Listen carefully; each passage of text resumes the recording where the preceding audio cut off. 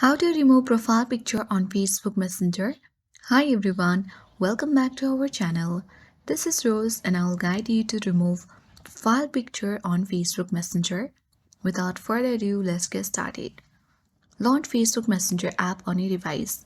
Navigate to menu icon at bottom right. And here you need to tap on the profile at top. But as you can see that there is no such option to change your profile picture or remove. When you head towards settings, here you can see the camera icon on your profile. Select that.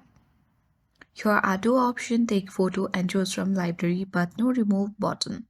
So what you can do is exit Messenger app and then launch Facebook. Sign into your account.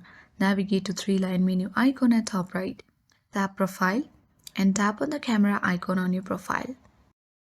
So on this menu you can see profile picture. Select that. Tap three dots at top right. Tap on delete photo and tap delete. Come back and you need to refresh the page and you can see that we have successfully removed profile picture on Facebook Messenger. This will remove your picture on Facebook Messenger as well. So that's all for today. I hope this guide was helpful. If it was, then do like, share, comment and don't forget to subscribe. Thank you for watching and I'll see you in the next video.